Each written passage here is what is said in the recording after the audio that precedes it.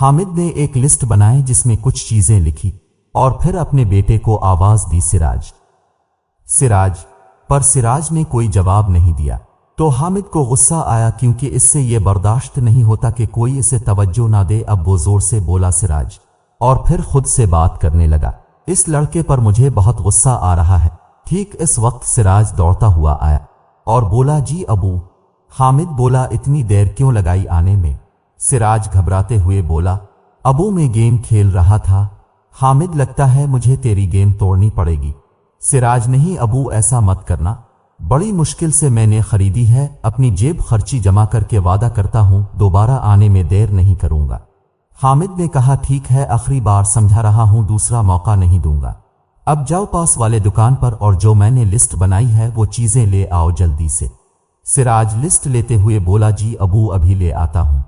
حامد نے 500 کا نوٹ سراج کو پکڑایا جو سراج نے جلدی سے جیب میں رکھا اور جانے لگا۔ تو باپ نے کہا کپڑے بدل کر جانا۔ سراج نے ہاں میں گردن کو ہلایا اور پھر چلا گیا۔ سراج دکان کی طرف جاتے وقت لسٹ جیب سے نکالی، اس کا جائزہ لینے لگا۔ بسکٹ، چپس، جوس، سپاری، اس طرح کی کچھ چیزیں لکھی تھی جو کہ غالباً چھوٹی بہن اور بھائی کی تھی، سوائے سپاری کے جو حامد شوق سے کھاتا ہے۔ سراج کو اپنی جیب خرچی ملتی ہے جس کو وہ اپنی مرضی سے کام لاتا ہے۔ دکان پر سراج لسٹ میں لکھی ہوئی چیزیں سنبھال کر نکلوائی اور پھر مختلف چیزوں کا جائزہ لے رہا تھا، جب تک دکان والے نے لکھی ہوئی لسٹ پر ہر چیز کی قیمت لگا کر سراج کی طرف بڑھا دی۔ سراج نے سامان کا جائزہ لیا اور پھر جیب میں ہاتھ ڈالا تو پریشان ہو گیا کیونکہ جیب میں پیسے نہیں تھے۔ سراج نیچے دیکھنے لگا۔ دکان والے نے پریشانی کا سبب پوچھا تو سراج نے بتایا شاید پیسے کھو گئے ہیں مجھ سے۔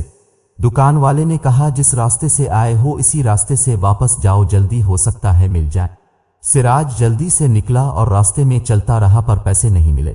ایک جگہ وہ پریشان آ کر بیٹھ گیا اور سوچنے لگا کہ کیا کروں، ابو تو پہلے ہی غصہ میں تھا اور اب نقصان کی وجہ سے اور غصہ ہوگا اور پٹائی تو زبردست ہوگی کیونکہ میں نے پیسوں کا خیال نہیں کیا۔ ہو سکتا ہے میری لاپرواہی کی وجہ سے وہ میرا گیم بھی توڑ دے، بس اب تو جھوٹ کا سہارا لینا پڑے گا۔ ایک طریقہ ہے ابو کی مار سے بچنے کا۔ گھر کی طرف روانہ ہوتے ہوئے میں نے پلان بنا لیا تھا کہ کیا بولنا ہے۔ گھر میں داخل ہوا تو سامنے ابو کھڑا تھا جس نے غصہ بھرے لہجے میں بولا اتنی دیر کہاں لگا دی تم نے اور سامان کہاں ہے؟ سراج بولا ابو مجھ سے ایک بندہ پیسے چھین کر فرار ہو گیا۔ حامد ایسے کیسے ہو سکتا ہے، تم جھوٹ بول رہے ہو۔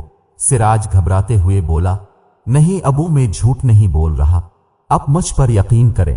حامد بولا کیسے یقین کروں تم پر، پیسے یہاں گھر پر بھول گئے تھے تم۔